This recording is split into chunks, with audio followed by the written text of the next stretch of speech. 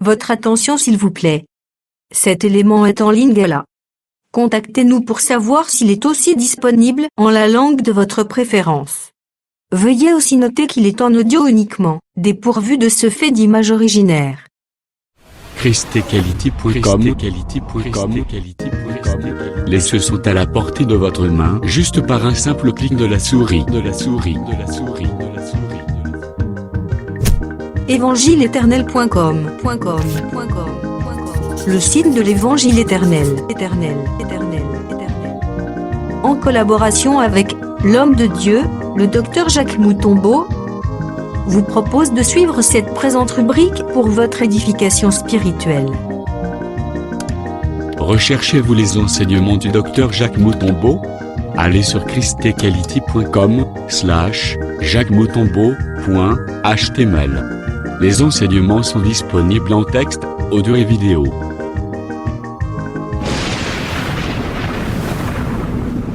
Bonne édification au nom de notre commun Seigneur et Dieu Jésus-Christ. Amen.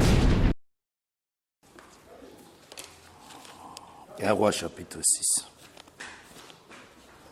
1 Roi chapitre 7 plutôt. Versets 1 à 2. Salomon bâtit encore sa maison, ce qui dira 13 ans jusqu'à ce qu'il y ait entièrement achevé. Il construit d'abord la maison de la forêt du Liban, longue de 100 coudées, largeur de 50 coudées et hauteur de 30 coudées. Elle est reposée sur 4 rangées de colonnes de cèdre et il y avait des poutres de cèdre sur les colonnes. Awa, tosimbaki lobi tolobaki ete o ezalaki deuxième maison au Salomon atongaki. Première maison ezalaki, il y a la maison de Dieu qui est le temple. Deuxième maison, c'est la maison du roi. Oyo atongiango na forêt du Liban. Tolobaki, les deux maisons étaient significatifs. Les deux maisons parlaient et zolobela des aspects. L'aspect à Liboso, le temple, ils ont parlé les sacerdoces, la sacrificature. Palais à mi-balé et zolobela la royauté, les règnes. Voilà pourquoi Nanda kwa Liboso, tozomona, là où il y a le pardon du péché, la mort des animaux, le temple, Yami Balé tozomona, les règnes, l'élévation. D'être simbaki totalisaki tolobaki était première maison, c'est le Messie souffrant. Ça dit tant que Salomon a kota na temple, azo ki ne pas kufa kuna, azo bima sacrificateur, ou azo mema sacrifice. Et tant que azo kota na maison royale, kuna azo bima roi, tolobaki azali le roi sacrificateur. Dans les temples, nous voyons la souffrance. Tozomona le Messie souffrant. Mais dans la maison royale, tozomona le Messie régnant.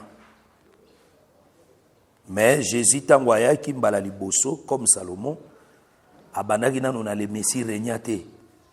Abandaki nanu na le Messie souffrant. C'est-à-dire Jésus était venu pour mourir. Il était venu pour souffrir, pour mourir. Et apprendre à kozala glorifié, à kozala élevé. Là, tozomona l'élévation. Tozomona la grandeur. C'est-à-dire avant akende kozala élevé, il faut aller dans le chemin à souffrance, à souffrir nde na nsima akoya kozala élevé. Eloko wana ezali réellement ezali très important. Tozozwa yango par rapport à Lévitique chapitre 14.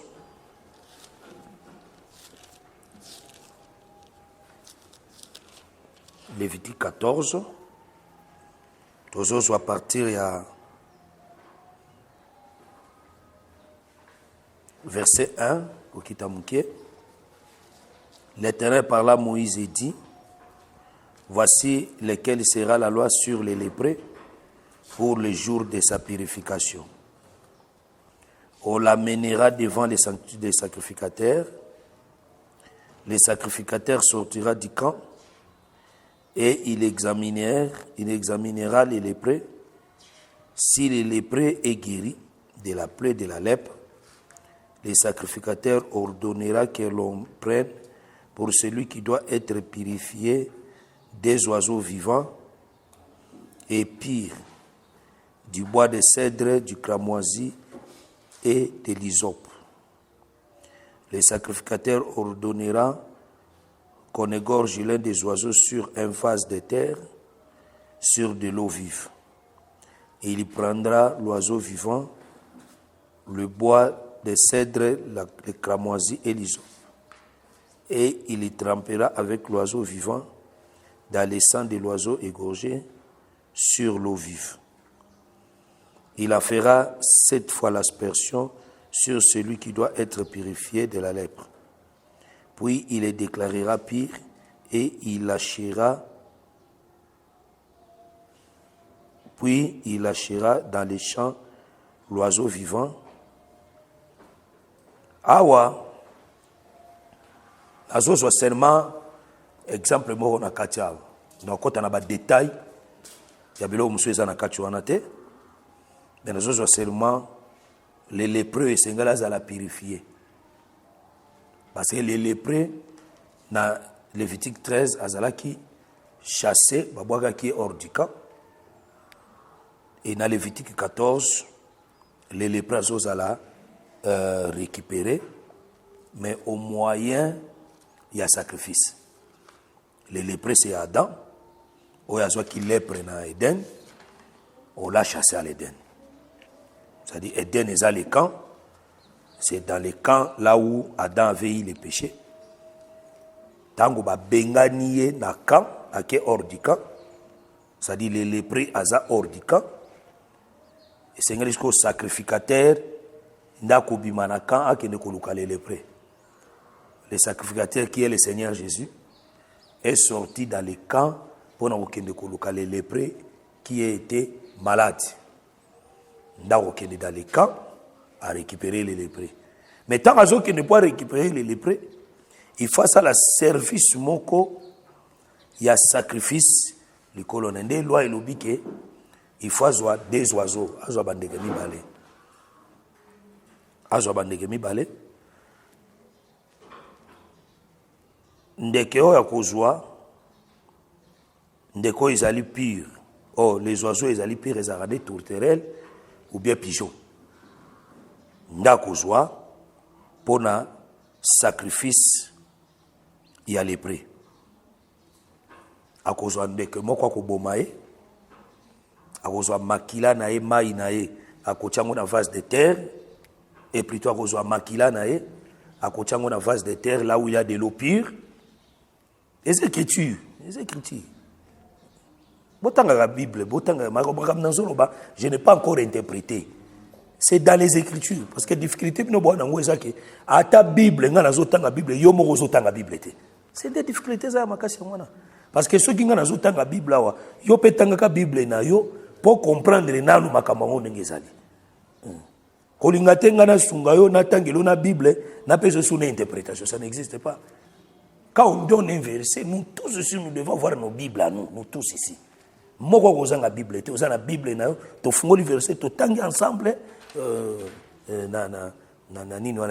c'est très important.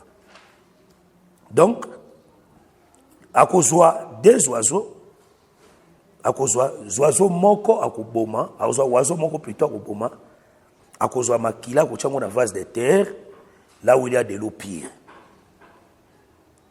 Ndakozwa siko l'oiseau est vivant, akotremper na kati ya vase de terre, là où il y avait le mélange de l'eau et le sang, akosala aspersion cette fois, dans nzoto lépré, si makozwa l'oiseau wana akotika ye, ako lâcher ye dans les champs et ako kwisa mai na makila na champ wana. Donc voilà un peu la pensée pour notre salut et à lépré.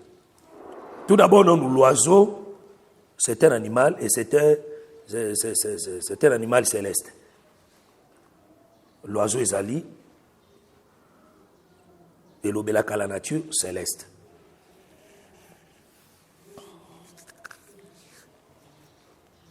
Parce que lépré, pour purifier, il faut que la colombe. Or, ce qui est autant d'écriture, selon Matthieu chapitre 3, la colombe, c'est le Saint-Esprit, c'est l'Esprit.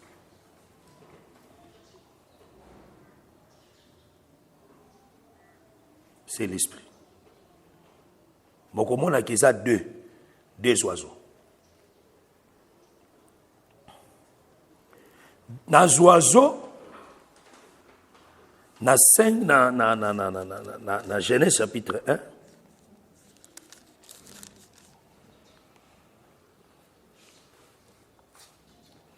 Genèse 1, verset 20,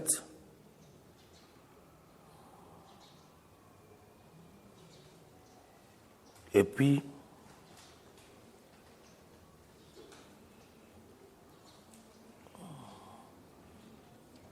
verset 20, Genèse 1, 20. Et Dieu dit que les eaux produisit en abondance des animaux vivants et que des oiseaux volent sur la terre vers l'étendue du ciel.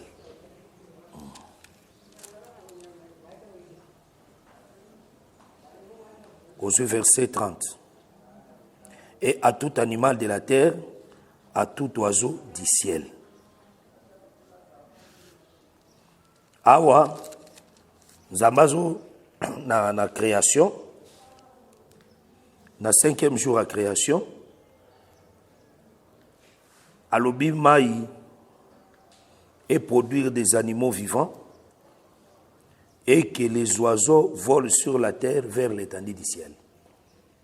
Les oiseaux et voler vers la terre, vers l'étendue du ciel. C'est-à-dire que maintenant l'étendue du ciel te soka tambolelo na mabele te. Soka marcher na mabele ne akomata na l'étendue du ciel. Yango dans verset 30, batali ici que non Adam ko dominé sur les oiseaux au ezali na likolo. C'est-à-dire les oiseaux, ça parle de la nature céleste. Mais cette nature céleste est visitaka aussi la terre. Et visitaka la terre, mais côté la libella na mabelete, il fait matin dans le ciel. Il fait matin dans le ciel. Ce mouvement était le mouvement prophétique. C'est-à-dire, l'oiseau tout d'abord, basala en po et marcher, et tambolaga na likolo, et voler dans le ciel. Ne Micho basalela, l'oiseau en wada. Mais ayaka ko visiter la terre pour un temps, pour na tamoko ya mouké. Mais il prend beaucoup son temps, c'est dans le ciel. Ndeke za rare, ezala rara ou mais la mingi na se.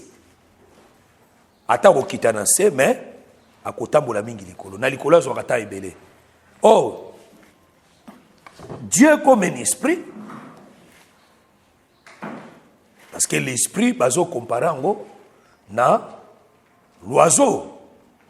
Selon Matthieu chapitre 3, tant que Jésus a dit Jourdain, le Saint-Esprit qui est sous forme de la colombe. Ça veut dire, selon la Bible, a représenté l'esprit comme l'oiseau, comme la colombe. Or, l'esprit, c'est la nature céleste. Mais pour que l'esprit ait un amabélé, ils doivent porter un corps. C'est-à-dire, agoya kolata nzoto. l'esprit qui est la colombe, et ont qui na kati ya corps ezali Jésus. Moni ba okomane ti baza deux, la chair et l'esprit. C'est-à-dire les deux oiseaux ici, ezali l'oiseau moko azo représenter la chair, l'oiseau mosusu azo représenter l'esprit. C'est ça Jésus-Christ. Jésus-Christ ezalaka, la chair c'est Jésus, Christ c'est l'esprit. Parce que selon les Écritures, le Christ ne meurt point. Christ est akufakate. Oh, le Christ qui meurt point, c'est-à-dire que l'esprit est kufakate. Mourir mo kufakate.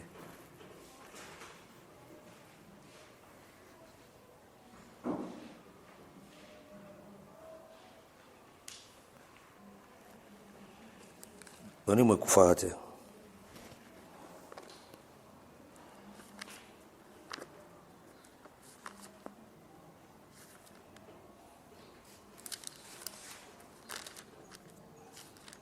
Voilà pourquoi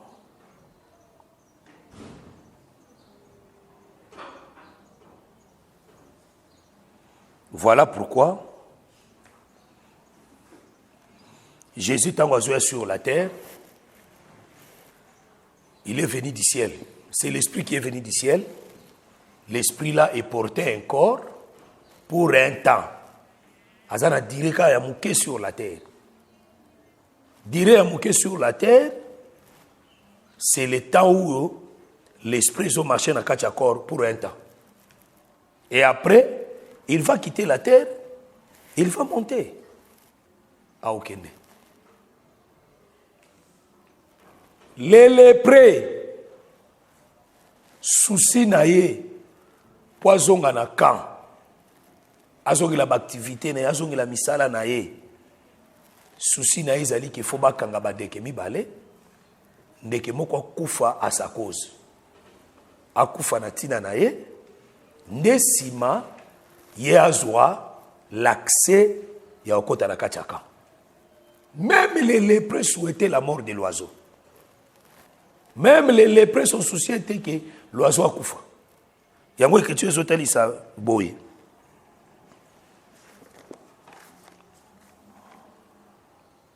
L'écriture zotali ça dans Lévitique 13 wana.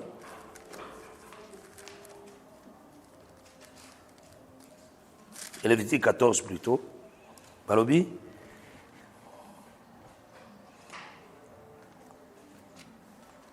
Et le sacrificateur ordonnera qu'on l'imprègne pour celui qui doit être purifié les deux oiseaux vivants.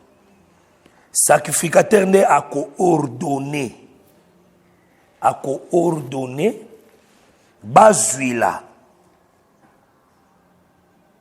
Que l'on prenne pour celui qui doit être purifié deux oiseaux vivants et pires. À coordonner, bazuila. Motoé Sengela ça l'a purifié, c'est-à-dire les lépreux, deux oiseaux vivants et pires. Les deux oiseaux vivants, mais à la oiseau pire. C'est-à-dire le oiseau pire, ils ont des trotterelles ou bien pigeons. C'est ça les oiseaux pires. Yamwana. Ne faut pas que nous basions. Ça veut dire, les prêts avant d'inae, baso qui ne kokangela les deux oiseaux. C'est ça. Qui a ordonné? C'est le sacrificateur qui a ordonné. Est-ce que vous comprenez démarche de qui non? C'est le sacrificateur qui a ordonné. D'arrêter quoi? D'arrêter des oiseaux. Vivants et pires.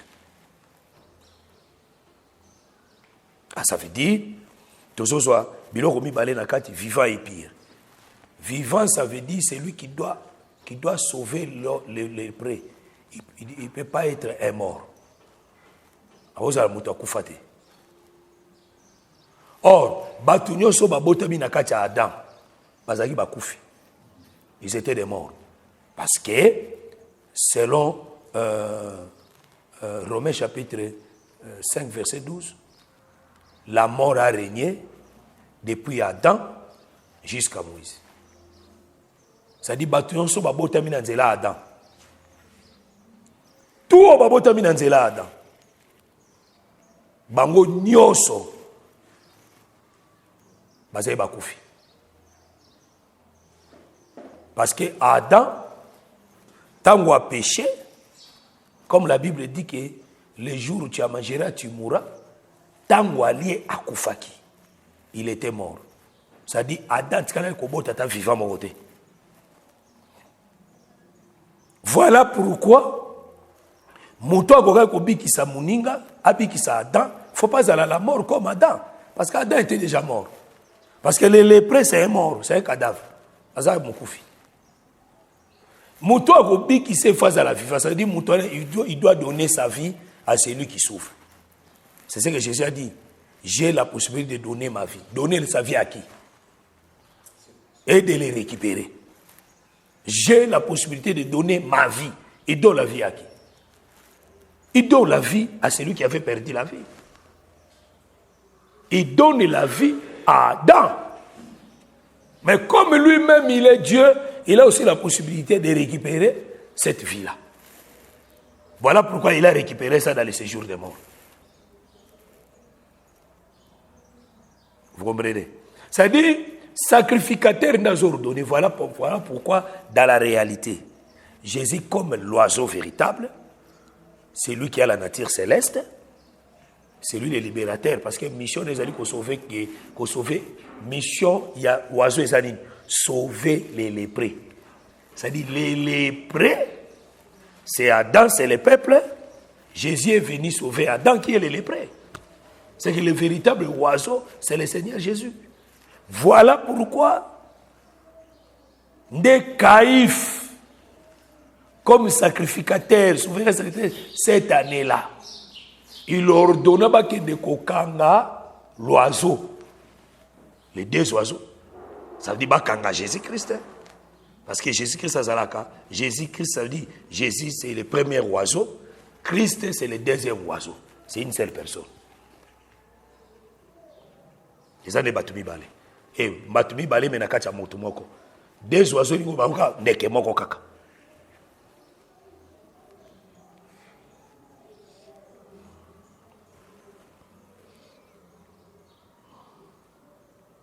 Zomona. Ne bakei bakanga. Jésus pour les peuples à la libérer. C'est Caïphe qui a ordonné. Et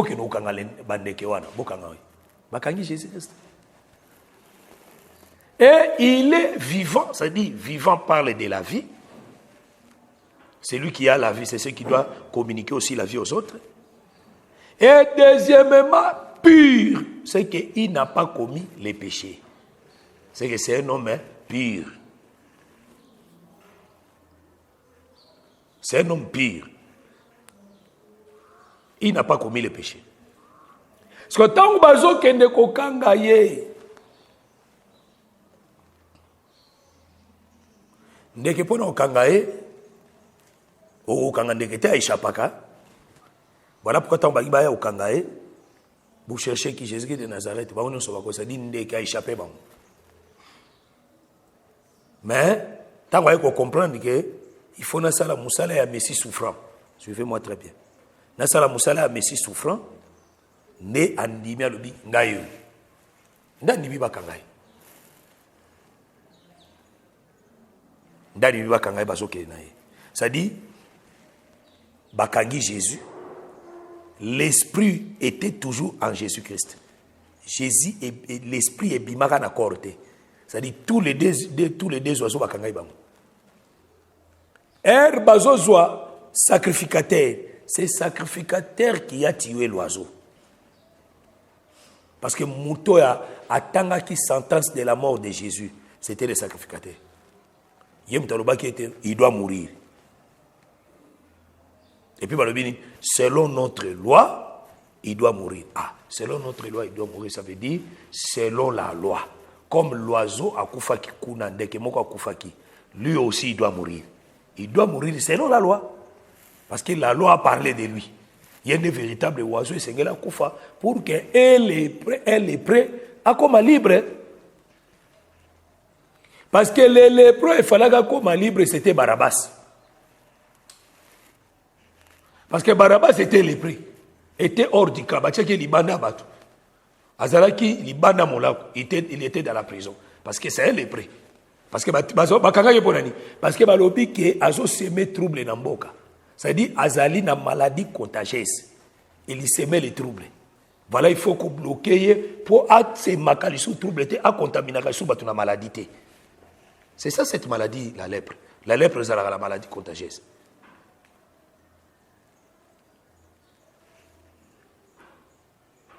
Et ça rappelle encore la lèpre aussi, elle a le même caractère na Ebola.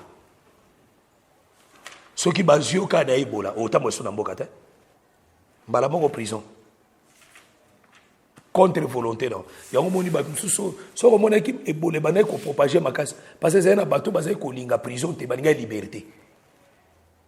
Ceux qui ba bloquer ba kengo na Ebola sino c'est sur l'hôtel. Tu ne feras absolument rien. C'est fini. C'est ça cette maladie là, et ça a le même caractère il y a ma maladie. Ça dit bakangi oh ça c'est la maladie du péché. C'est l'image du péché.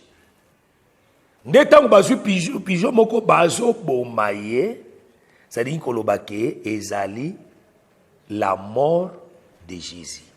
C'est le Messie souffrant. Ça dit andima qui ko souffrir, si pas bien. C'est le Messie souffrant. Il a accepté de mourir andimi kufa.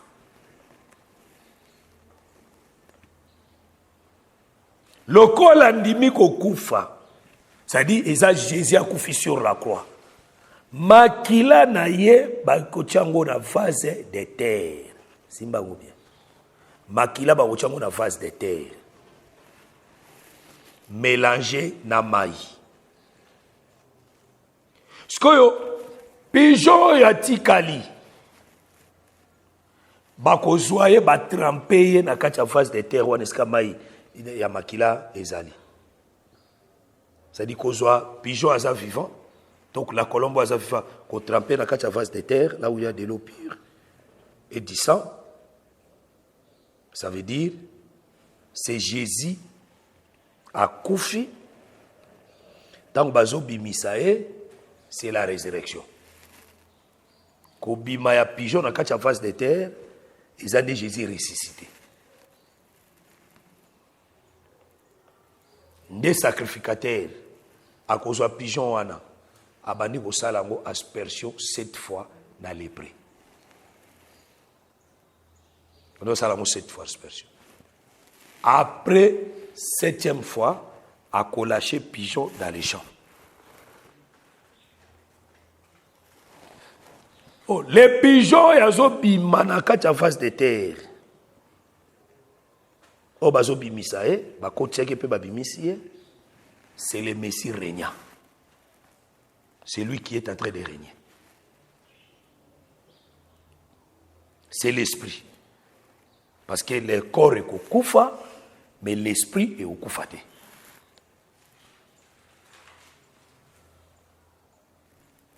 Voilà.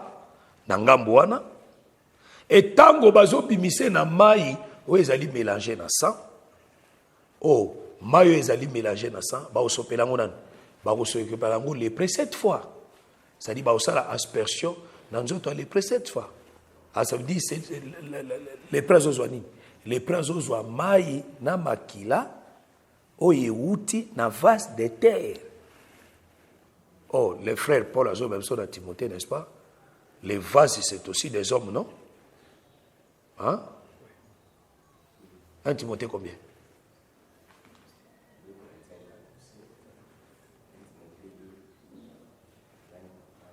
Il faut autant la Bible. Et chrétien le dit qu'il y a un vase de colère, on a un vase de miséricorde, n'est-ce pas? Hein? Ah. Il y a des vases de colère, il y a aussi des vases de miséricorde. Les vases de colère, c'est la banane à baby. Les fils de la perdition, les vases de colère. Les vases de miséricorde, ils ont les élites de Dieu. Les élites de Dieu, ils ont vases de miséricorde. Et la Bible dit que dans la maison, il y a plusieurs vases. Il y a les vases vils, il y a aussi les vases d'honneur.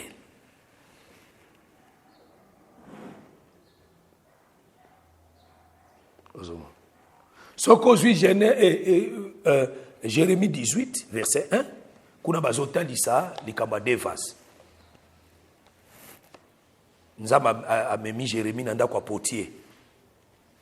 Abiki notala musala ni potia zo sala kuna. Potia zu vase aliboso asali vase aliboso amone simité. Apandi yango aye ko sala deuxième vase. Amone que deuxième vase déjà bien. Deuxième vase ba panza yango te. Deuxième vase tikala ka libela. Parce que les premiers vases ezara Adam. Adam ba obomae, c'est-à-dire on va les briser. Il va mourir parce que Adam basala na argile na argile. L'argile est la faible qui est le corps. Mais tandis que deuxième vase au kufakate utika l'éternel parce que yango vous en a défauté. Le deuxième vase est ça Jésus ou à vivre éternellement. Aujourd'hui, deuxième aspect, première vase est le Moïse. Oyo mission na ezali déterminée. On va les briser, ça dit c'est la fin de Moïse. Parce que le brisement de Moïse est le rappelle la mort de Jésus. Parce que Jésus sur la terre, tangoya qui a aussi la première vase. Azara la première vase parce que ayaka loko la Moïse parce qu'il prêche en parabole. Aye loko la première vase, on va les briser pour que ça la deuxième vase. Deuxième vase on est kufakati éternellement, c'est l'esprit qui reste éternel. C'est ça. Donc ce qui aussi mis première vase on va briser, les messies souffrants, c'est le corps de Jésus ils ont la briser. Deuxième vase c'est le vase où ils allaient kotikala éternel, c'est l'esprit, c'est le messie régnant.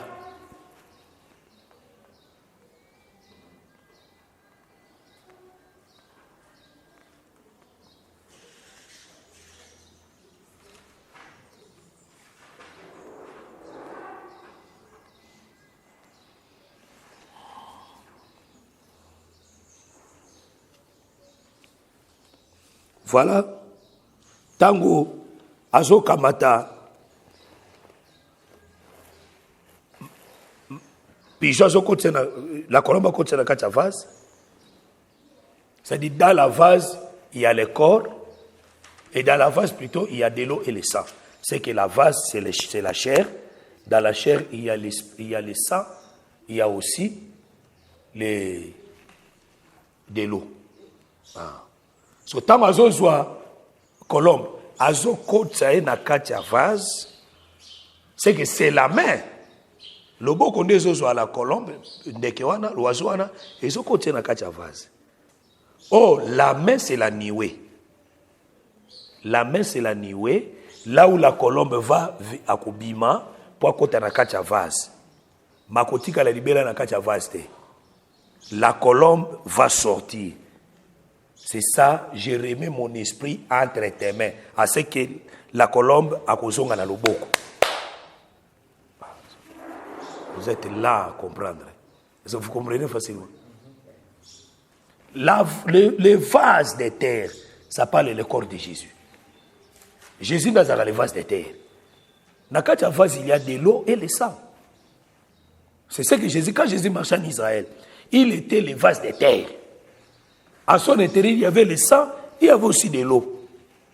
Mais on devait, il fallait que l'oiseau côte à la kacha vase, n'est-ce pas? L'oiseau côte à la kacha vase, à dans la nuée. Selon 1 Roi chapitre 18. La nuée, c'est les pommes de main. Tango Eli ayebisi serviteur nae akende kotala soki mbula ezoya. Amona yini? Amona ki la nuée sous forme de pomme de main. Ça dit la pomme de main là, la pomme de main si c'est la nuée.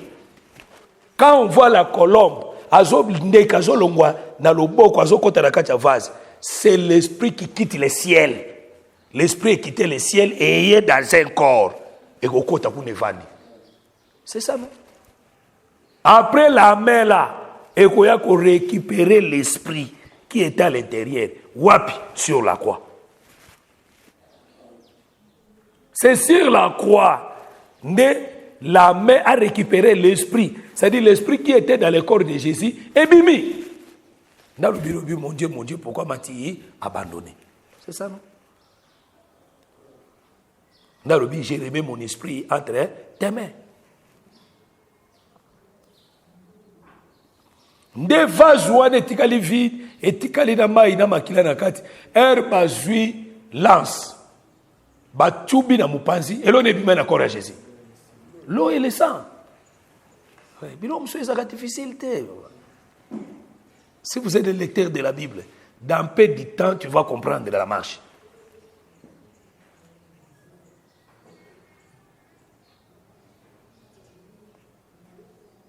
C'est ça. C'est ce que la Bible dit quoi. C'est que tango nakacha corps, nakacha vase wana. Nakacha vase, il y avait de l'eau, il y avait le sang. Quand on a mis l'oiseau, nakati, c'est l'esprit, non? Qu'est-ce que Jean dit quoi? Jésus est venu avec quoi? Hein? Il est venu avec combien de choses? 3 choses, frère. Il est venu avec 3 choses, frère. L'esprit, le sang et de l'eau. Hein?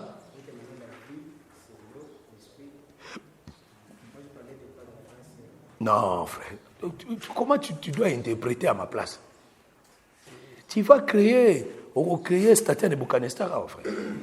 Hein? Tu vas créer la statue de Nebuchadnezzar? Hein? Frère. Oya okoti c'est la biso Dagon. Hein? Baraboka adoration et bandit. Non, frère.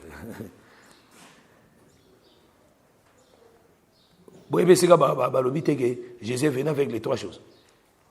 Vous ne connaissez même pas ces versets-là, ni les chapitres, ni les versets. Hein? Hein? Pour nous, on a un gars kamwa. Bino batu boringa badamu mingi. Bozanga komuna ka ba verset wana là parce que vous comprenez ça très mal. Vous voulez toujours damu. Ça dit ça botaki ko bois damu te neti bosambelité. Ça veut dire les 3 choses étaient dans le corps de Jésus. L'eau, sang, l'esprit. Et l'esprit a quitté quand il était sur la croix. J'ai remis mon esprit entre tes mains. Et restait combien? L'eau et le sang. Tant que bazui lance baché na mupanzi, pas ina makile bimi. Vous voyez? Qui est le bénéficiaire de 3 choses? C'est le lépreux qui est le bénéficiaire. Il y reçoit l'esprit, il y reçoit le sang, il y reçoit aussi de l'eau.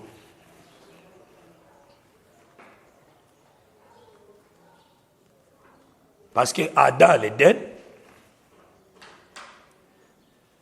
quand il a péché, il a perdu le sang et de l'eau. A Bedraki ma ina makila, tango a péchaki. Oh, le péché, c'est la maladie, n'est-ce pas? Péché, ça a ramené la maladie. Obiso ki muntu a eu maladie à ma casse. Et ça a ramené dans notre naïe. Au moins, ma ici, na makile ici. A commis pâle. C'est que le corps sans vie. Voilà pourquoi Adam a commis poussière. C'est qu'il a perdu de l'eau et le sang. Il a perdu l'esprit. Parce que la Bible dit que Nzamba souffla qui n'a rien naï. Il a perdu l'esprit. Et l'homme, quand l'homme marchait comme ça, l'homme avait perdu ces 3 choses. Voilà pourquoi sur la croix, Jésus a dit quand on prend la colombe, bah tremper na katia vase on eskama ina makile la qui ça dit dans la colombe il y a l'esprit, il y a le sang, il y a de l'eau. Bah ça la mot aspersion dans notre lépreux. C'est le sacrificateur qui fait l'aspersion. Il fait ça 7 fois. Oh, le sacrificateur, c'est Dieu lui-même qui fait le travail de purifier les lépreux. Depuis le jour de la croix, depuis le jour de la Pentecôte, le Saint-Esprit était descendu et le Saint-Esprit nous enseigne, nous donne l'eau et le sang. L'eau, c'est la parole, le sang, c'est le pardon, c'est la justification du péché. C'est la rédemption. Il y a des autres salima. Chaque jour, c'est l'oiseau qui travaille. Et l'oiseau travaille où? L'oiseau travaille par les 5 doigts, par la main qui est les 5 doigts.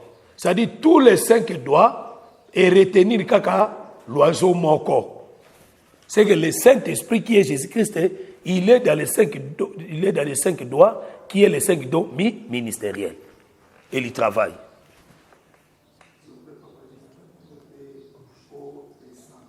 Hein?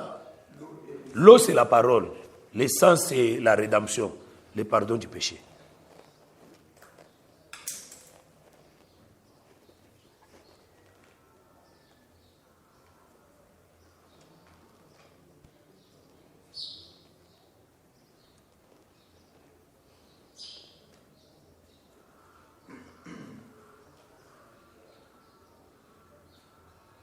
Tout cela, maintenant l'oiseau il devient l'intercesseur. Il prend aussi le travail d'un intercesseur.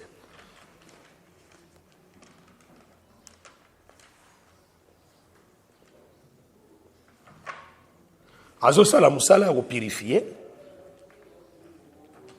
Et la Bible dit quoi? Si Masoki sacrificateur a ici qu'on purifier cette fois, à lâcher dans les champs. Là, il va aller travailler pour le champ. Le champ, c'est Israël. C'est-à-dire, après l'Église, Jésus-Christ a aucun côté à Israël.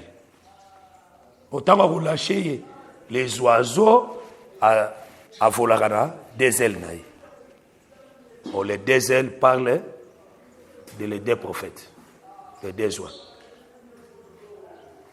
qui vont aussi, Barosopa Maïna Makilana, Chao Ezali Israël.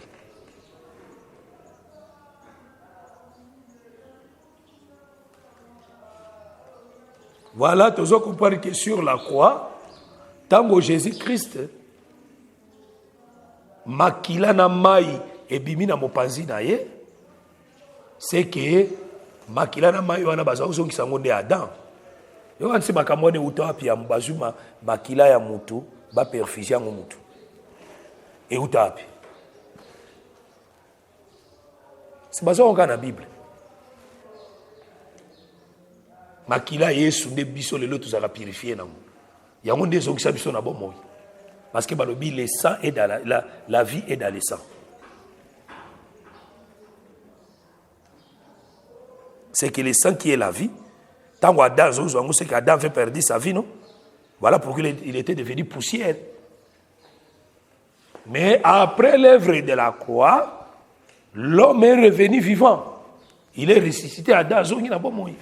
C'est-à-dire sa maladie de la lèpre est prendre fin. C'est-à-dire Jésus-Christ, il est venu pour la première fois comme le Messie souffrant. Il n'était pas venu pour être roi, pour régner. Non, non. Il était venu pour souffrir. Rien qui peut souffrir.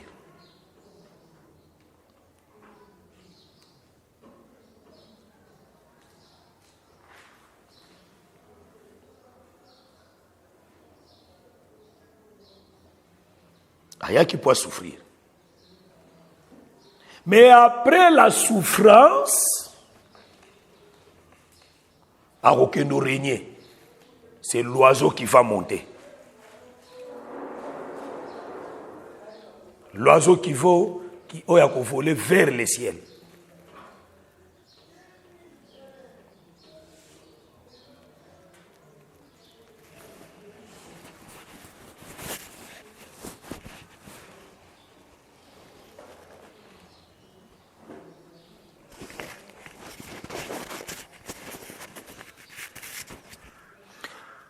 On constate aussi que Esther, il n'est pas à la le Messie souffrant, est prêt à comme le Messie régnant. Parce que Esther signifie l'étoile. L'étoile azalaka a communiqué la lumière. un communicateur de la lumière.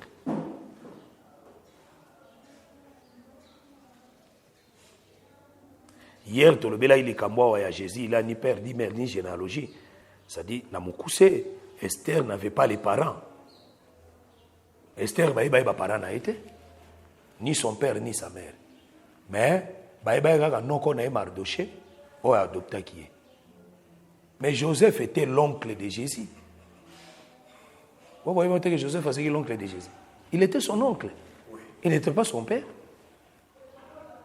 Il était son oncle. Il y a des gens qui ont adopté à Obokolaï. Mardoché Esther a tata zena mamate. Esther est à la randée Jésus-Christ. Ni père, ni mère, ni généalogie.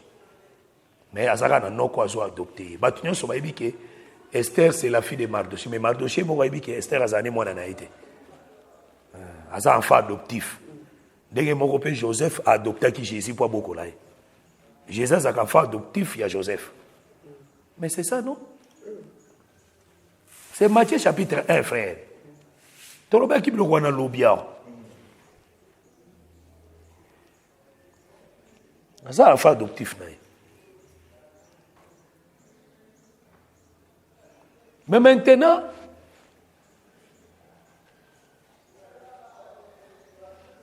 Vachi, roi Benga qui pour présenter un peuple. Mais Vachi a boui.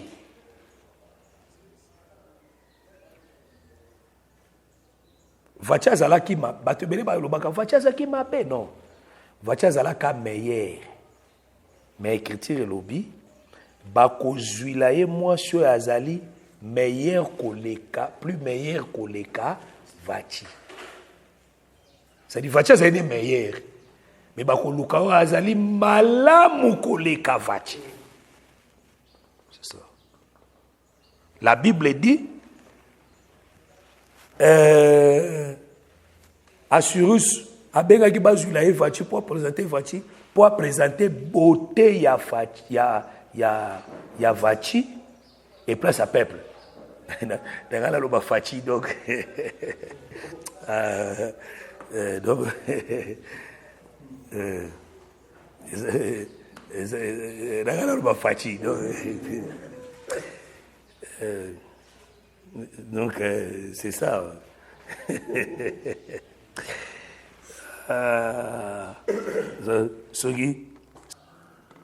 Donc, à l'obi, Bobengele Bozulanga Vachi, Pona la kisa kitoko naye. C'est que Vachi a la kitoko. Faut s'y mêler quoi, très important. Vachi était belle. Mais bako lukande moi si ya kitoko koleka Vachi. C'est que Vachi, ba memakaye na fête. Pour battre fête, ba sepela naye. C'est que Vachi azalaka les 20. Azaka 20 au ba memaka na fête. Pour battre ba sepela na fête. Yangwana na Jean chapitre 2, 20 moko zaida na kati fête. Mais fait on est zaka mabete parce que ba ton groupe de prière, ba terre ezaki mabe, ezaki mabete. Ce que tangi chrétien balobi ke tango ordonnateur ya fête Amélie 20, nda lobi ke opesi oya meilleur. Il y a moins bon, Tomélie avant, moins bon. Mauvais, moins bon. Malam moukie. Mais ce qu'on doit y na malam kolekane, et après, c'est que les vins, les moins bons, ils allaient rendre Vachi. Parce que, et l'autre, qui n'a fait, il y a Assurus, pour fêter comme Nelengi, c'était la présence de Vachi. C'était la présence de Vachi. Il y a un seul qui fait tu as des anamou de l'engité. Parce que l'autre ça là que l'engi a fait ils ont ramené les vins. Ils ont ramené Massanga. Parce que la Bible dit que les vins réjouissent les cœurs. C'est que l'oko la vin zanga qui o eza Vachi, moi il fait ça la kitoko ezati. Vachi ça quoi? Vachi ça qui na fait inaye. Il y a pas ça là qui fait inaye. Ça dit Vachi c'est la loi. Vachi c'est Moïse. Hein? Ah frère. Côté à la place de tes frères. Je sais ce que j'ai dit. Israël, c'est autre chose. Ce qui va comme Israël, c'est autre chose. Là, Esther a comme église. Mais on a expliqué Esther comme Jésus. En remplacement, à la place, il y a Vachi. Vachi, c'est la loi, c'est Moïse. Et là, dans le sacerdoce lévitique, parce qu'il n'y avait pas l'interprétation de la loi. La loi était là, mais la loi n'était pas visible. Le peuple a senti la présence de la loi. Voilà pourquoi faites parce qu'il n'y avait pas l'interprétation. La loi était mystère, parce que Vachaboyaki Kobima, Abombanaki. C'est les temps sur la loi, la révélation était mystère. Il fallait qu'il mette un basoir Esther. Tant que basoir Esther, Esther a zala qui belle de figure et belle détail.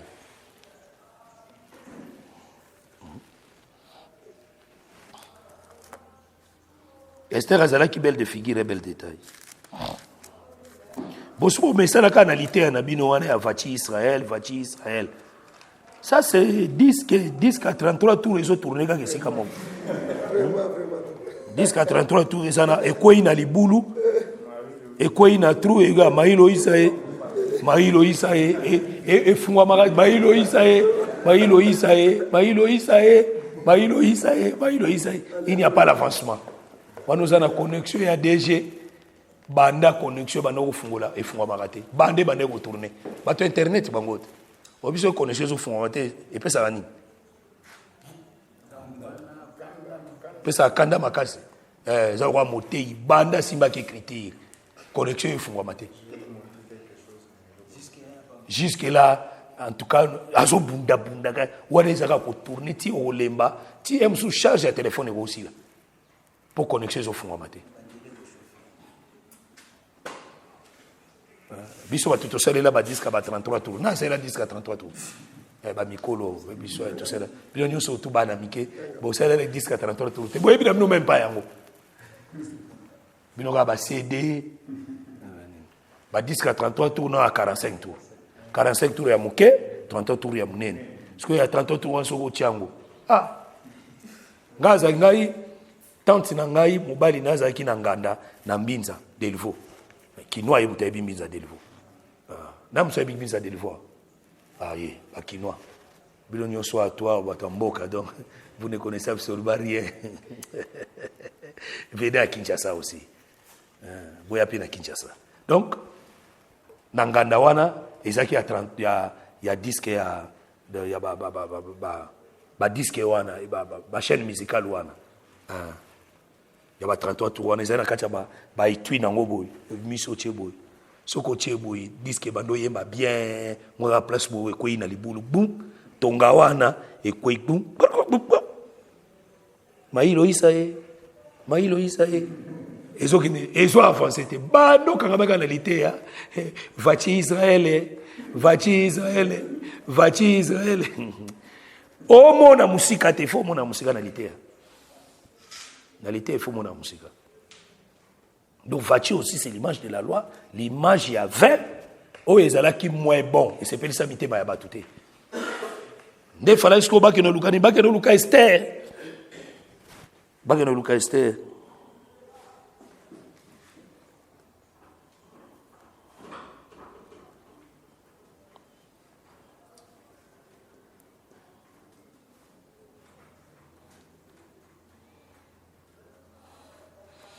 Aujourd'hui, Esther chapitre 1, verset 11. Awa, pesi odreba me Vachi. D'amener à sa présence la reine Vachi avec la couronne royale pour montrer sa beauté au peuple et aux grands, car elle était belle de figure. Il y a une précision dans Zalouka Yango. Elle était belle de figure. Ce qu'il y a, roi Sengaya, pour la beauté de la peuple, pour fêter comme un complet. Pour fêter comme un lingue, il faut la présence de Vachi. Vacha Bogoya, c'est que la loi était mystère. Tawana nyoso, yoka skopo na Esther.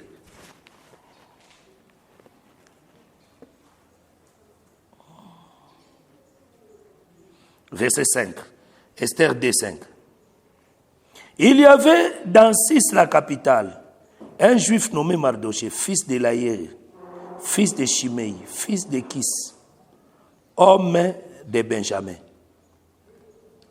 qui avait été amené de Jérusalem parmi les captifs déportés avec Jéconia, roi de Juda, par Nebuchadnezzar, roi de Babylone.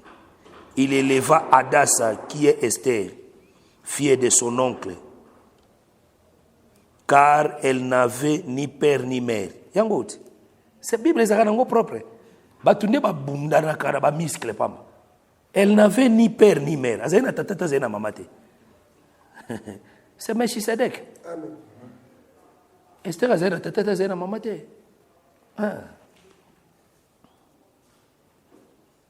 Car elle n'avait ni père ni mère, la jeune fille était belle de taille et belle de figure. Elle était belle de taille et belle de figure. Ça dit Vachi, elle est belle de taille. C'est que Vachi a un défaut. Mais elle est belle de figure. Et tandis qu'Esther, elle est belle de taille et belle de figure. C'est que Esther, banda la plante des pieds. Ti na sommet, na se à ma colonae. Et banda na sommet de la tête. Ti na plante des pieds. Elle a défauté. Elle était belle. Moi, ça ne na sa moye au monde. Moi, ça ne belle de taille, belle de figure. Nasa moya au monate. Basi nyonso bazara na ba défaut. Mais Esther azaki na défaut. Quand on dit belle de taille et belle de figure, ça veut dire azaki sans défaut. C'est Jésus. C'est Esther, c'est Jésus qui était sans défaut. Et parmi bananes, jour bakeko lukabasi, yako o roi et soazwa, bazoué parmi bananes, bazoué parmi les jeunes filles. Tabakeo bazoué qui ba jeune fille, belena e pas na katia ba jeune fille. Yende ba ko choisir. Est-ce que vous madame? Ah, les jeunes filles, ce sont les apôtres, ce sont les disciples. Jésus était au milieu des jeunes filles. Voilà pourquoi en Gethsemane, on l'a été choisi parmi les jeunes filles. Qui est parmi les jeunes filles. Oh, les jeunes filles sont belle de figure, belle de figure. Quand Kamuto a qui belle de figure et belle de taille, c'est seulement Esther. Seulement Esther. Les jeunes filles, ils rappellent les prophètes. Ils rappellent les prophètes. Parmi les prophètes, il y a qui meilleur dans les prophètes, c'était le Seigneur Jésus.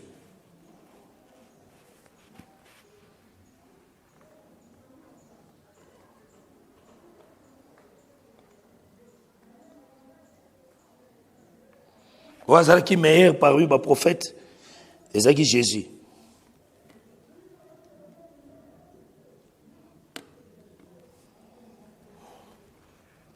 Yende bazui. Yende bakangi. La Bible dit quoi?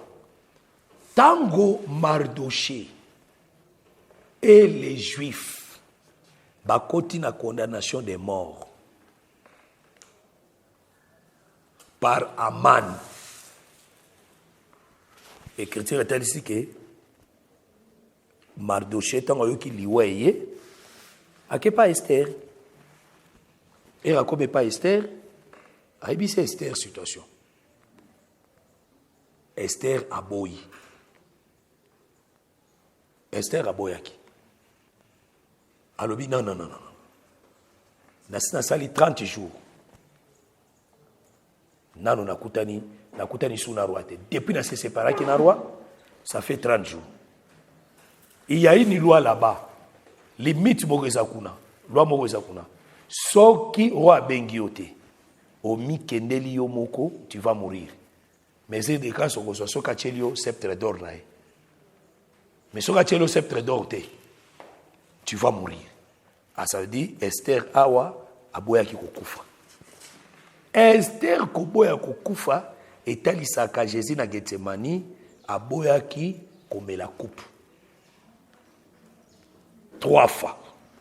Aboya ngo 3 fois. Tango Esther aboya lobi non. Na okufa te na kopesa bomo inanga te. Wana etalisaka Dieu dans l'ancienne alliance aboya ki kopesa bomo inaye. Aboya kokufa. Ok, dans la Gethsemane, Jésus a fait ça 3 fois. Les 3 fois, il a refusé la coupe. Étant les sakane, la loi, les prophètes et les psaumes, Nzaba Boyara Koukoufa dans la loi, les prophètes et les psaumes. Il ne voulait pas donner sa vie. Il y a un Zalaka, Samson, ou Aboya qui coupé sa bombe Moïnaye 3 fois. Pour Nadalila. Par les promesses, ma pesa qui Dalila qui, ce qu'on livrait Bisso, Samson, Bisso te coupé son bonébélé. Ça dit, Dalila recommence riche après la mort de Samson. Ce qui Samson a coupé, Dalila comme riche. Ce qu'on dit, Bazarobo est tout comme riche, hein. Il y a un Bazarobo a coupé sa bombe Moïnaye. Et il ne voulait pas que tout s'enrichisse. Voilà pourquoi tant que ancienne alliance, les peuples étaient pauvres. Les peuples étaient pauvres. Les peuples n'avaient pas la richesse. Les peuples n'avaient pas la gloire. Parce que la richesse, c'est la gloire. La richesse parle de la gloire. Dieu ne voulait pas mourir.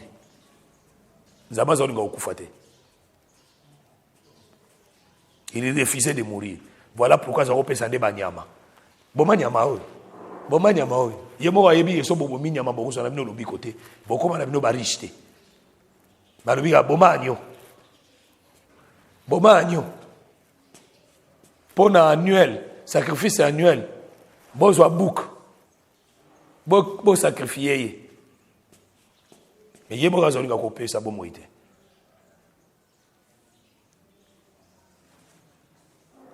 Mais après 3 fois, 4e fois, il a donné sa vie. Abia c'est son premier basingate, premier ninité, c'est moi-même. Couper seulement ma chevelure, je deviendrai femme. Il a donné sa vie. Parce que couper la chevelure, c'est donner la vie. Parce que la chevelure, c'est la vie. Couper la chevelure, c'est accepter la mort.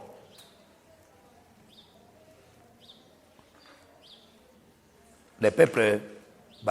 Siraki Jonathan, tango tata na ye, Saoula Zonga boma e po aliaki miel. Babini, ata suki ya mutu na omoko te okwea, c'est-à-dire okufa te. Même David a assuré qu'il la femme de Tekoa, non? Boyebi di solo la femme de Tekoa te. Boyebi te.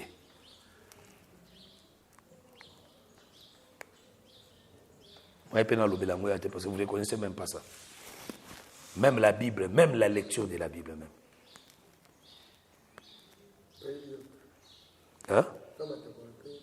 Obi? Femme à quoi? Ezani. Ezani. Ah, ah ouais. Oyebi. Bobo zo manifester te point. Faut manifester. David a assuré la fin de Tekoani. Aïbsaki ke moi na moko bazolo kababo mawana.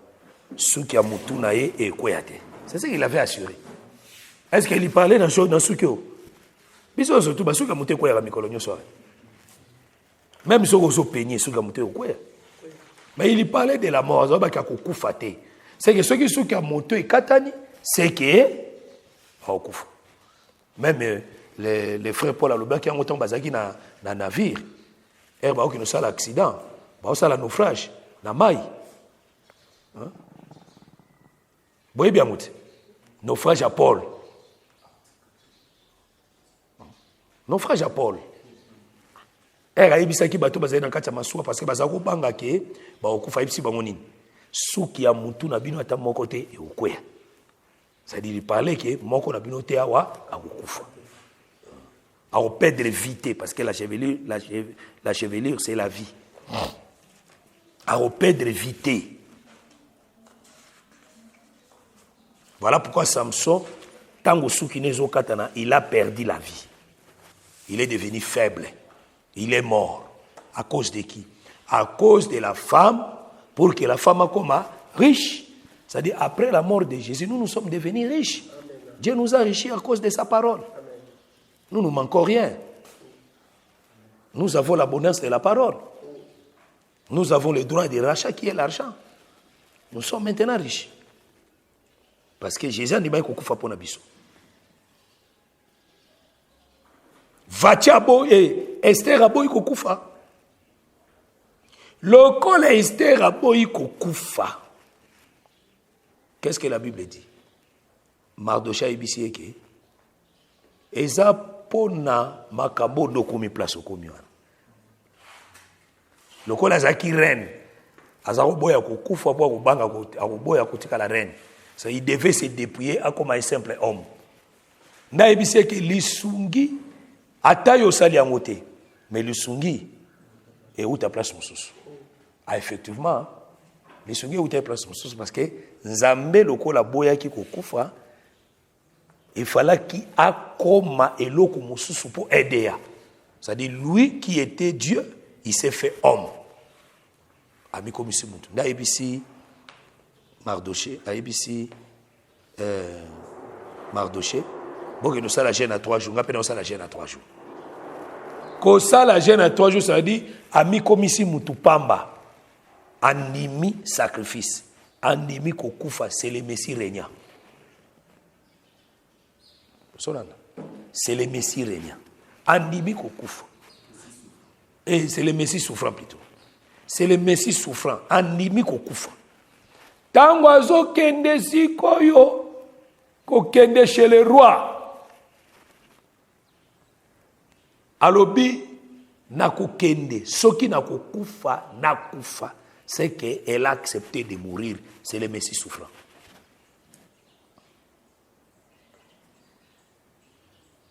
Elle a accepté de mourir,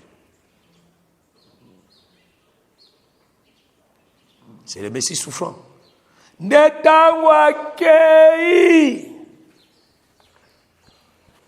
Qu'au traverser l'île, c'était déjà la mort. Elle était déjà morte. C'est Jésus souffrant.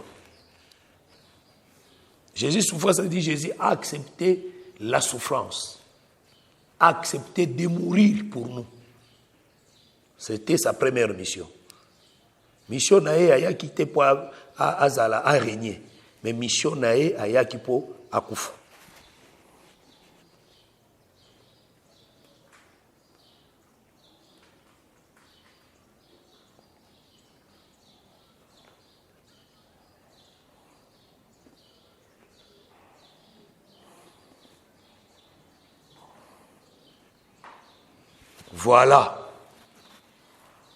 Voilà pourquoi tango aye na ye aye a commis chez le roi qu'au traverser l'ignorance c'est la mort.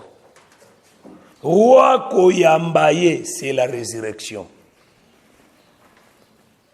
Natounie quand Esther, même la moitié de mon royaume, je te donnerai. Ah, ça veut dire après traverser de la mort, à cause de la Messie régnant, parce que la moitié du royaume, ce n'est pas qu'à cause du royaume, à Kaboulian, Biteni Balé, à la moitié à Pessia non. C'est-à-dire, même la moitié de ça dit, nous allons régner ensemble.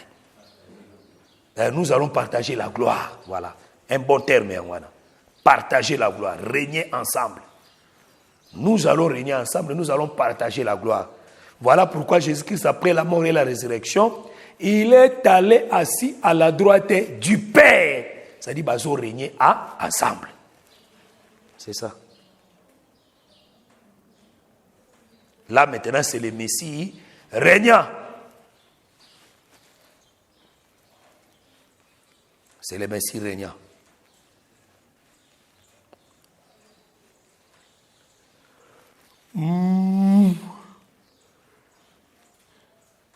C'est le Messie régnant.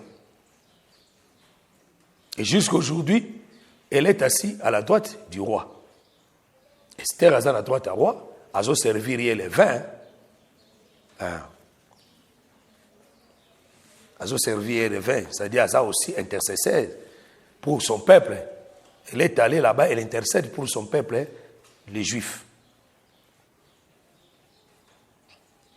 Ok, tu vas avancer jusqu'au poteau conclure.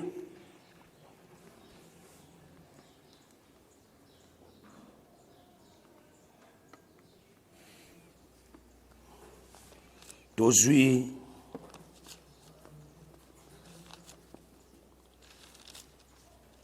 Jean chapitre 4.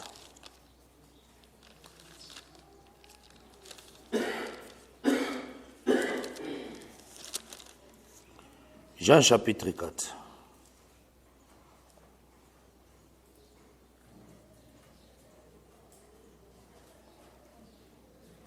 Verset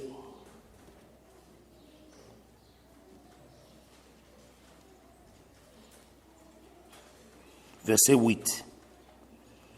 Car ses disciples étaient allés à la ville pour acheter des vivres. Jusqu'au verset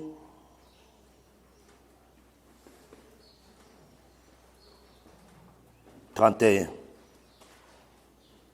Pendant ce temps, les disciples les pressaient de manger, disant, verset 27. Là-dessus arrivèrent ses disciples qui furent étonnés de ce qu'il parlait avec une femme. Toutefois, aucun ne dit, que demandes-tu ou de quoi parles-tu avec elle? Verset 31. Pendant ce temps, les disciples les pressaient de manger, disant, Rabbi, mange. Mais il leur dit, j'ai à manger une nourriture que vous ne connaissez pas. Les disciples se disaient donc les uns aux autres, quelqu'un lui aurait apporté à manger. Jésus leur dit, ma nourriture est de faire la volonté de celui qui m'a envoyé et d'accomplir son œuvre. Ok. Awa, les gens peuvent croire que raisonner par nourriture. Non. C'était nourriture, mais c'était un message prophétique. Jésus, à un disciple, comme la 6e heure, Jésus fatigué, comme puis à Jacob, attendi ba disciple ba kende oluka nourriture. Ba disciple bazo kende oluka nourriture, Jésus atikali ye moko. Na bandi ko solola na mwasi. Attendi ba mbasa nini ba kende oluka nourriture. Ozola malamu. OK. Na puis ya wapi? Na puis ya Jacob. Atindi ba ke luka nini? Ba luka nourriture. Bon ba ke luka nourriture, moi je suis payé. Cette femme samaritaine, la femme pécheresse, la femme oazaki na inimitié na Jésus. Oui, parce que moi ça le baki on biso na bino toyoka nakate. Simba eloko bien. Ça dit moi ça zaki na inimitié na Jésus. Ayoka na Jésus. Mais tandis que Jésus azoyoka na ba disciple na ye. Azotambola na ba disciple na ye. C'est que cette femme était abandonnée. C'est voilà na malamu. Ses disciples atindi bango ke luka bilo akolia. Moi suis moko ye o bayoka nakate ba ye. Jésus a sengi maï, donne-moi de l'eau. Jésus a sengi maï. Moi, ça le dit que Nazana et loko, il y a autokate. Ça dit Jésus avait besoin de la maï à moi la moi chouana. Bosimba, c'est quand so malam. Azana posa me la maï à moi la moi chouana. Jésus a dit, tout en écriture.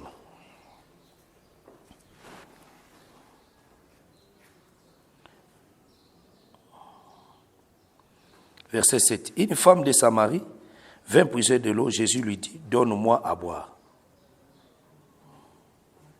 Car ses disciples étaient allés à la ville pour acheter des vivres. Les disciples n'étaient pas allés à la ville pour acheter des vivres. La femme samaritaine lui dit, comment toi qui es juif, me demandes-tu à boire, à moi qui suis, relation.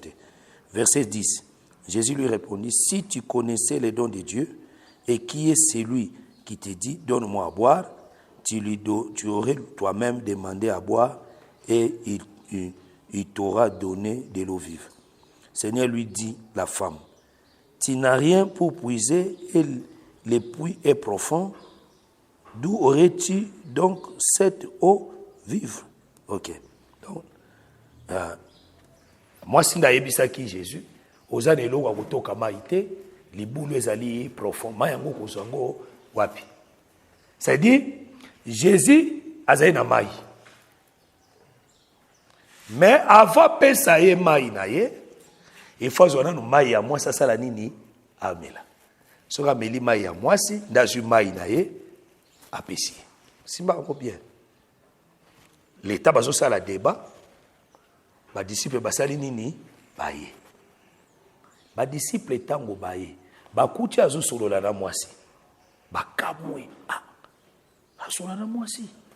Mais ba tunye mutuna te. Bo so so na nini to so tuni to li kam nini. Ba mo baye na biloko na bango kolia. Ba bandi ko presser lia. A olia soka meka ka kolia biloko wana pa. Soka meka ka kolia ngo. Mais il est toujours rédemption. Aboy quoi dit, je n'ai allié. J'ai déjà mangé la nourriture que vous ne connaissez pas. Ça il y a déjà nourriture. Les batuni, et ça na mutu moka me mela ki bilo kwawa. Ozora na wa na komana. Tout d'abord, nazo bimise lokoyo aspect mi balé na kati me. Premier aspect nazo simba. Jésus na libulu wapi? Aina libulu à Jacob. C'est tant que le boulot Jacob, yoka maluba ya moshwana. Es-tu plus grand que notre père Jacob? C'est que yosa munene koleka Jacob. Effectivement, Jésus a munene koleka Jacob. Oh, Jésus il était Isaac. Jésus a qui Isaac. Yango akina le boulot Jacob. Ranga très bien. Ba disciple oh atindi bango ba kene koluka biloko kolia. C'est Isaac atinda ki Esaü. Akeno kolokela Ejibia kiloke biloko kolia poalia. Landa bien. Atindi akeno biloko kolia. C'est-à-dire abengani bango. Boke lokela biloko kolia. Isaac atindi Esaü allez me chercher la nourriture parce que Esaü na Isaac bazay ba pire. C'est ce que la Bible dit. Isaac a aimé Esaü. Il a haï Jacob. C'est ça la Bible, frère. Mais c'est Dieu qui a aimé Jacob, il a haï Esaü. Ça veut dire, Isaac, quand la Bible, Isaac aimait Esaü parce que Esaü va nommer Mélay Bajibier. Et on va marcher ensemble. On va marcher ensemble. Je crois que nous avons un rôle. La fille là, la femme samaritaine, c'est Jacob. Pour abengi Jacob son père. Abi Jacob, c'est notre père. C'est qu'elle était la fille de Jacob. Il y a des Jacob, bayoka na kate na Jésus. Parce qu'il y a une inimitié, parce qu'il y a une relation. Oh, mais c'est clair, non? Comme Isaac na Jacob, parce qu'il y a une relation. Isaac et Jacob, c'est une relation. C'est une relation. Soki Jacob, soki Isaac, aye bakaki. Monton na so pambola o Isaac Jacob, anga pambolete. Pour ça ebisa ki eke, voilà so ki Isaac Jacob. Mais nous autres, il y a Isaü. Soka ye baka, que Isaac Jacob, anga pambolete. Même Jacob a yebaki que papa na lingaka ete ayebaki ko que yera papa na relation ya la raté. Ya no moni la femme samaritaine ayebisi Jésus que menga ina bino biso na bino to yo karagate to saka na relation te. Mais falaka memela e mai parce que Jésus c'est qui na posa mela mai na ye. Ce qui a meli mai na ye Jésus a coupé mai yo et kaukakate. Abiso na pêche mai wane ko mai ya libela mais c'est la bénédiction. C'est ce que tango bango ba ye na nourriture. C'est ça Esaü aye na gibier na ye. Et Jacob a olia Isaac a olia moté. Jésus a olia moté. Aouliate. Alors, j'ai déjà mangé nourriture moussus. Oyo bino boye bité. Mais tant que Esawa yaki na bilo Aoulia. Isaac allait quitter. Il dit mais tu es j'ai déjà mangé. N'a pas de nourriture ce soir. Vous voyez? Oh, les disciples, c'est l'image d'Israël. Dieu devait chasser Israël pour la femme samaritaine. Bisoba nation, Tokota. Oh, la nourriture. Oh, la femme samaritaine, c'est le Messie souffrant. Tandis que la nourriture d'Israël, c'est le Messie régnant. Oh. Israël, pour Israël, Dieu devait être régné sur eux. Nous avons besoin de la gloire. Ma pâte fungwami. A une gloire à leur roi. Pour libérer Bamona Maboko ya Pharaon et ya ba Romain. Baba Zaro Luka le Messie souffrant. Tu es venu pour mourir. Baba Kenangwapi. Baba Saramoni. Baba Zaro Luka de Wagoya a régné le colon à Bango, a Benga na Banguna. Voilà pourquoi Boy Golia nourriture wana, c'est ça qui nourriture ya Messie régnant. Mais à qui la nourriture à la femme samaritaine, c'est la nourriture, il y a Messie souffrance, ça veut dire il a porté son péché. Voilà pourquoi le binin, à l'obi boy. Je conclue là, on conclut Rwanda. À l'obi boy.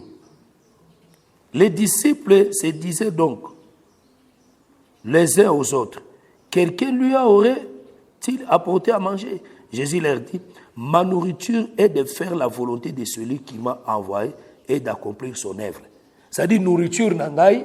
Ezali kokokisa volonté ya oyo atina kinga ipe ko accomplir œuvre nae. Volonté oyo atina ki ezali nini? Akufa. Dieu a envoyé Jésus pour mourir. Tu n'as voulu ni sacrifier Seigneur l'Holocauste, mais tu m'as formé un corps. Pour faire quoi? Pour faire ta volonté. Quelle volonté? C'est passer à la mort. Yango da Getsemani, alobi, coupe oyo soki kozala la volonté na yo. Ezala yanga ite. Mais ce que ça volonté na longola parce que la volonté de Dieu c'était que Jésus accoufa. C'était la nourriture des Messie souffrant. C'est tu comprends place là. C'était la nourriture de Messie souffrant. Ah, il y a une lobby, c'est la lobby à moi. Hébreux 10. Tu m'as fait un corps pour accomplir ta volonté. Voilà pourquoi dans Jean chapitre 6, tout ce que ça va là.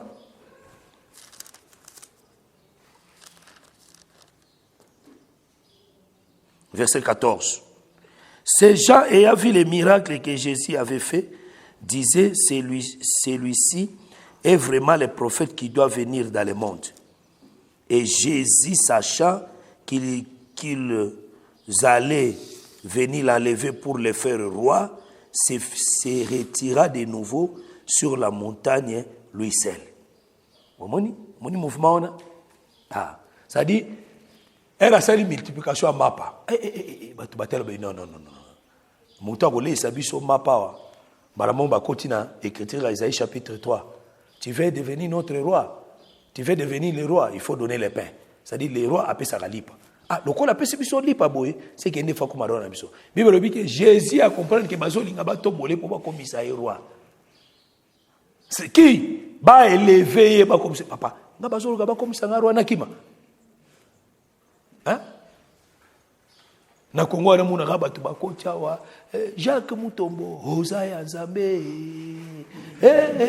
Hosaya Nzambe batombo langa babiyo lelo komi président ya Congo na Kimi.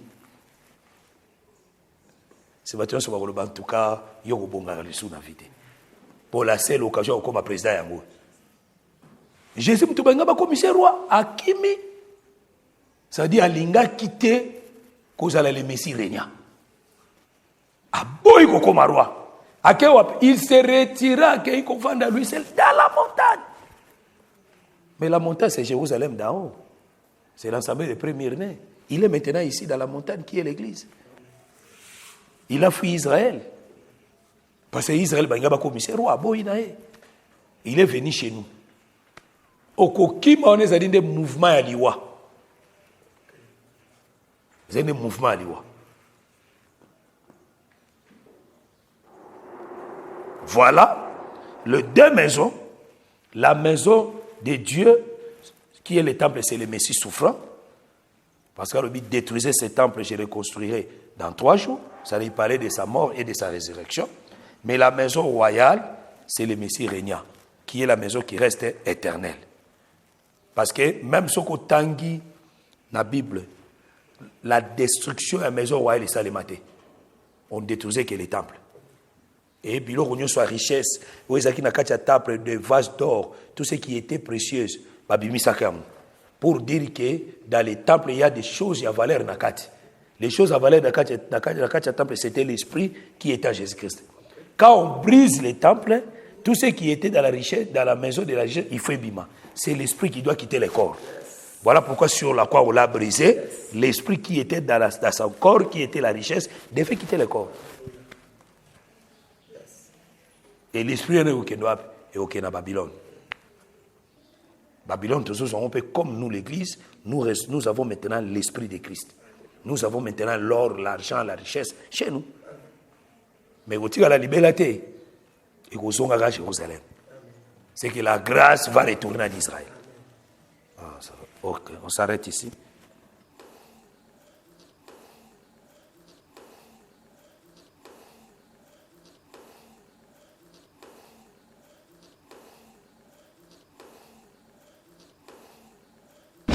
Merci d'avoir suivi ce message et que Jésus-Christ vous bénisse. Si vous avez une question à l'intention de l'homme de Dieu, si vous voulez que l'homme de Dieu prie pour vous, si vous voulez vous confier à l'homme de Dieu, ou si vous voulez tout simplement bénir l'homme de Dieu, contactez-le directement si ses coordonnées sont disponibles depuis sa page. Sinon, contactez-nous et nous lui transmettrons vos préoccupations. N'oubliez pas de faire un tour à notre page évangélisation pour voir en quoi vous pouvez vous rendre utile à Christ par cette œuvre. Que Dieu vous bénisse tous. Amen. ChristKelity.com. Les cieux en un clic de la souris. Évangile-éternel.com, le site de l'évangile éternel. ChristKelity Fondation, équilibrer la manne ramassée dans le désert de sorte que chacun ait un maire.